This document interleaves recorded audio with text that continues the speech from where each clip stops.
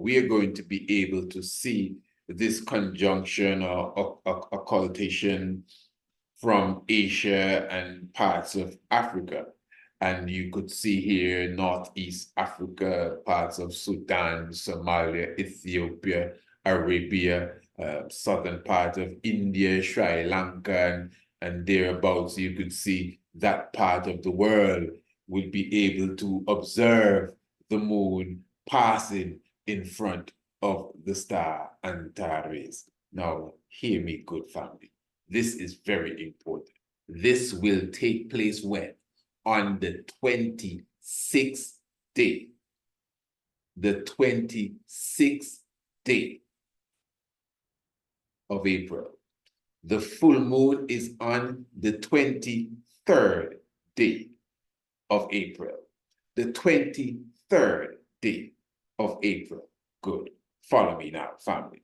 Now, the 23rd day, I could just clearly tell you, I could use the sky chart. I could look up in the heavens, but everyone still is not going to follow you with that. And I could prove to you that the moon will not be in the constellation of Scorpio. The moon, as you can obviously see, will be in the constellation of Virgo. The full moon, which is the pink moon, will be in the constellation of Virgo on the 23rd day of April.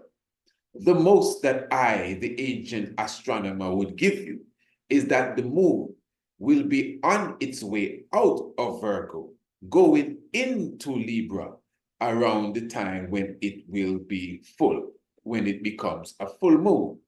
But for you to tell me that the full moon is a Scorpion moon, you are totally off. But again, this is what we would expect from astrology. Look, even the 24th day of April, the day after the full moon, the moon is still in Virgo, going towards the constellation of Libra.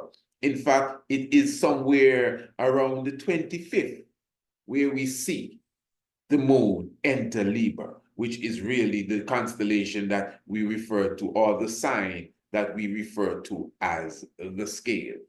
And then when you continue to observe the movement, it takes another 24 hours before the moon eventually sets itself on the 26th in the constellation of Scorpio. Now watch this good. The star that is known as Antares.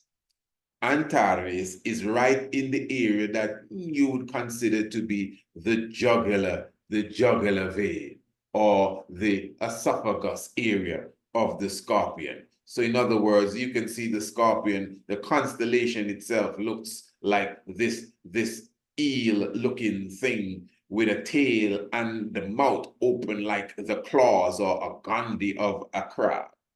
So what happens? The sun and the moon and all the planets goes into what appears to be the mouth of the celestial constellation. And right there by the throat, there is this bright star known as Antares. So Antares, please listen to me good. Antares, the star, literally meets and greets the planets and the moon and the sun when it comes into the constellation of Scorpio. So from you enter the mouth, watch the moon, as the moon is going into the mouth of Scorpio, it comes across the bright star known as Antares. In fact, as we just read a moment ago, on the 26th, around 1, 2 in the afternoon, the moon will be passing over, eclipsing, occulting, if you want to use that term, Antares. Now, this is something spoken of in the astronomical world. I just showed you an article from the astronomical world. Now, the astrological world, I am almost positive, cannot speak about this.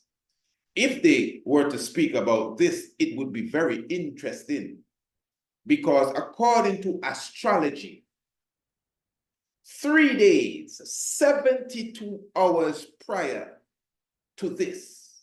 72 hours prior to the moon going in front of Antares, according to astrology, the same moon will be in the constellation of Scorpio. The moon cannot stay in one constellation for 3 days. Impossible.